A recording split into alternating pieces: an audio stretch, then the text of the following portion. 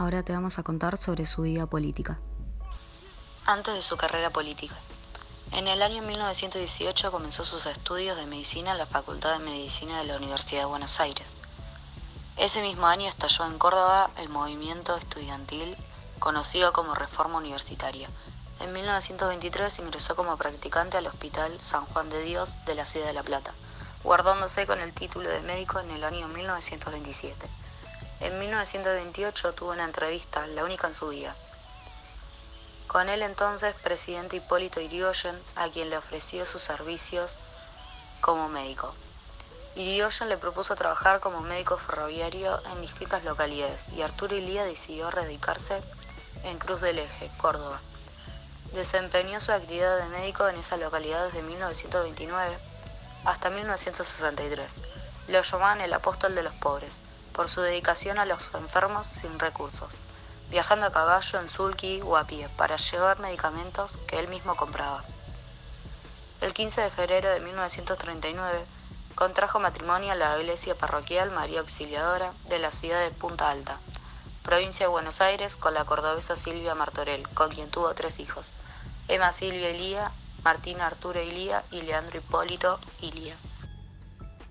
Carrera política. Illia se unió a la Unión Cívica Radical en 1918, fuertemente influenciado por la militancia radical activa de su padre y hermano Ítalo. A partir de 1929, año en el que se instaló en Cruz del Eje, inició una intensa actividad política que alternó con su actividad profesional. Illia llegó a la presidencia de la Nación en elecciones controladas por las Fuerzas Armadas que prohibieron el peronismo y detuvieron al expresidente constitucional Arturo Frondizi. Durante su reinado intentó rescindir los contratos petroleros firmados por el expresidente Frondizi con empresas extranjeras, pero rescindió algunos acuerdos, renegoció algunos y la mayoría de las empresas continuaron fabricando. Se impulsó la industria nacional. El 23% del presupuesto estatal se destinó a educación, la cifra más alta de la historia del país. Disminuyó el desempleo, disminuyó la deuda externa y se implementó un plan de alfabetización y se promulgaron leyes salariales, mínimo vital y móvil y la denominada ley de Oñativa, también llamados medicamentos. El 28 de junio de 1966, un levantamiento militar liderado por el general Juan Carlos Onganía derrocó al presidente Arturo Illia, perteneciente a la Unión Cívica Radical del Pueblo. El golpe dio origen a una dictadura autodenominada Revolución Argentina. Recordamos la escena que tuvo lugar en el despacho de la Casa Rosada cuando Illia enfrentó prácticamente en soledad el desalojo militar.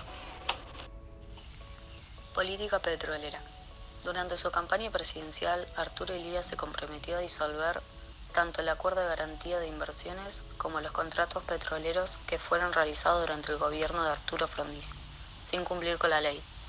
En 1958, Illia anunció que los contratos que hubieran sido realizados de manera ilegal serían anulados, pero aclaró que se indemnizaría a las empresas afectadas y que el gobierno no tenía la intención de echar a las compañías petroleras extranjeras.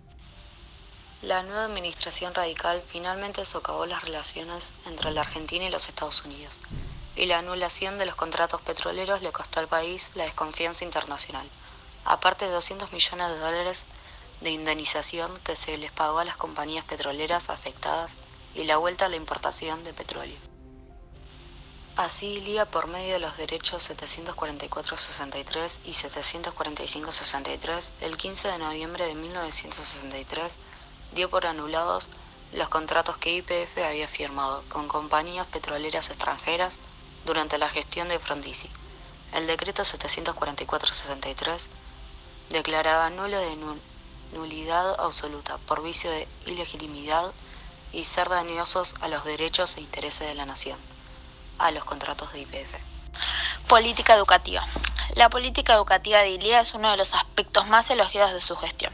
El principal dato para ello es el aumento del porcentaje del presupuesto nacional dedicado a educación, que habría pasado del 12% en 1963 y al 23% en 1965.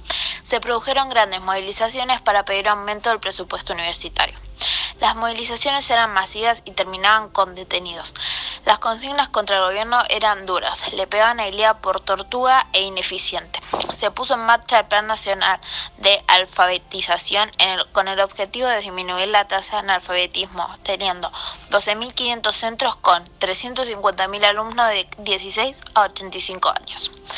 La información oficial que provee la UBA, que registra registra una cantidad de egresados de 4.499, 4.126, 5.288 y 5.144, respectivamente para los años 1963, 1964, 1965 y 1966. En 1975 se recibieron 14.004 estudiantes y en 2005 se recibieron 17.039, la mayor cantidad de la serie disponible. En materia económica, el gobierno de Arturo Illia tuvo una política de ordenamiento del sector público, de disminución de la deuda pública y de impulso a la industrialización. Se creó la Sindicatura de Empresas del Estado para tener un control más eficaz de las empresas públicas.